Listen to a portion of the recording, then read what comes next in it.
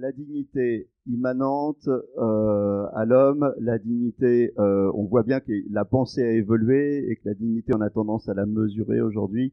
La dignité, elle est importante et elle est importante notamment dans ces périodes de fin de vie. Rejoignez-nous sur scène pour qu'on puisse, que tout le monde puisse vous voir. C'est important cette notion de la dignité quand on va aborder le débat de la fin de vie. Merci beaucoup de me donner la parole. C'est une surprise.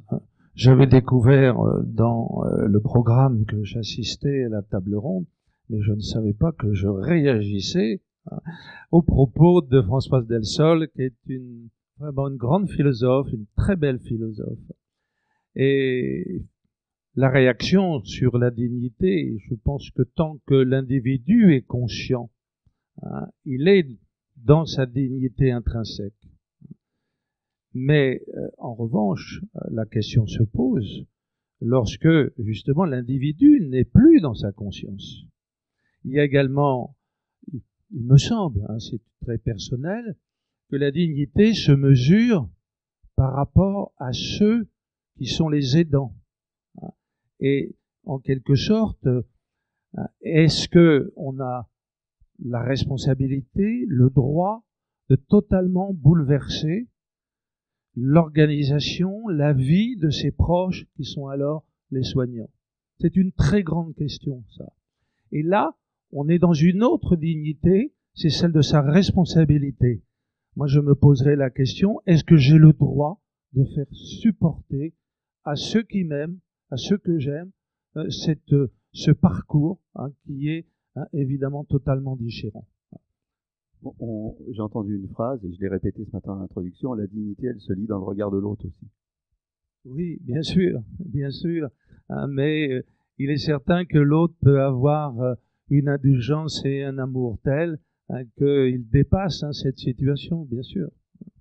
Alors, il y a une autre phrase qu'on va entendre tout à l'heure dans l'interview de Jean Leonetti qui dit « Autour du lit d'un malade, il y a des pulsions de mort et des pulsions de vie. » Alors, il y a des pulsions de mort parce que celui qui souffre et qu'on aime, on a envie d'abréger ses souffrances. Et puis à un moment, on croise son regard, on lui touche la main et on a envie de l'avoir encore avec nous. Donc c'est compliqué. C'est naturellement compliqué parce que face à la douleur, parce qu'il y a la douleur, mais en écoutant le docteur Richard, donc on a bien compris que cette prise en compte de la douleur, ce droit de ne pas souffrir, et j'y adhère totalement, je pense que ça, c'est un devoir, c'est une solidarité dans notre humanisme. En revanche, l'autre question, c'est la mort, c'est l'euthanasie. En grec, puisque François Delsol évoquait les Grecs et notamment les stoïciens qui amènent à certaines valeurs du christianisme, l'euthanasie, ça veut dire la mort heureuse. Bon, donc sans douleur, le passage. Toutefois, il y a une vraie question qui est celle de qui prend la décision, en quelle conscience de cette décision. Également, la question qui se rapporte au suicide, sans qu'il y ait pour autant peut-être de douleur physique, mais qui peut effectivement découler de douleurs qui sont la dépression ou un état moral totalement déséquilibré. Et à partir de là, c'est la question des droits de l'individu sur lui-même. Alors nous sommes dans un individualisme qui est assez exacerbé. A-t-on le droit d'aller jusqu'au bout de disposer? L'homme, par définition, doit avoir la responsabilité de sa finitude. Alors quand j'étais beaucoup plus jeune, je pensais comme Monterland, que on avait le droit à tout, notamment à décider du moment et des conditions de sa mort. J'en suis plus très sûr aujourd'hui. Eh bien, écoutez, vous avez posé les termes du débat. Alors, je vous ai fait réagir parce que je sais que vous devez partir avant la fin du débat, mais vous êtes le bienvenu dans le débat. Alors, je vais tout dire. Pour une raison médicale, parce que j'ai attendu le rendez-vous que j'ai à 18h depuis 5 semaines. Voilà. Les déserts médicaux, l'accès aux soins. Alors, on va écouter ce que dit la loi, et puis après, on va écouter ce que disent ceux qui veulent faire évoluer la loi avec Jean-Luc Romero. Peut-être. Vous me redonnez un petit peu la parole après? Oui, allez-y. D'accord. Oui. Oui. Non, mais parce que oui, volontiers. Simplement parce que je pourrais pas être au moment de la conclusion après la table ronde, hein, mais je souhaite véritablement dire que ce choix du thème d'aujourd'hui, que j'ai souhaité avec Jean-Claude, parce que on a là une question qui est essentielle, et en rebondissant, et je pense que le plateau qui a été préparé, vécu par 7 professeurs de médecine qui sont venus aujourd'hui, 11 médecins, des praticiens, des témoignages, c'est un plateau exceptionnel. Alors je dois dire qu'il y a eu plus de médecins sur le plateau qu'il n'y en avait dans la salle. Il y en a eu quelques-uns par intermittence. Il y en a un qui va participer à la table ronde. C'est mon cher Michel Beau. Vraiment, cher Michel, je suis heureux que tu sois là parce que je connais ton humanisme, ta réflexion.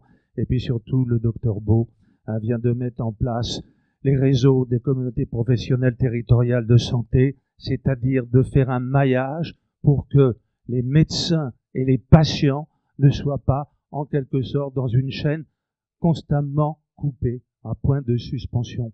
Et ça vient d'être mis en place. Il en est le vice-président par discrétion, mais c'est lui le fondateur, le fabricant de ce réseau. Et puis, à Deuil-la-Barre, à son initiative, tout seul, je peux dire, avec les quelques très proches médecins qui sont avec lui, il a mis en place une maison médicale pluridisciplinaire qui est fantastique. Il y a plus de 25 praticiens, une douzaine de médecins. Ça, il faut aussi que vous le sachiez, que vous avez des généralistes qui sont là et responsables devant vous. J'ajouterai, donc félicitations pour ce plateau, félicitations pour cette organisation, pour votre présence. C'est une belle après-midi, je suis très très heureux de vous retrouver. J'aurais aimé que quelques étudiants en médecine soient présents, parce que certes, on découvrait pas ici, ça a été des propos de vulgarisation généralistes qui permettent de faire des liens. On n'est pas dans une communication scientifique d'un congrès éminemment scientifique, mais c'était particulièrement beau. Et ça permet vraiment de conclure sur une citation que vous avez peut-être dévoilée ce matin. La mort n'est pas une chose si sérieuse, la douleur, si. Malraux dans l'espoir. Je pense que vous avez traité les deux. Bravo.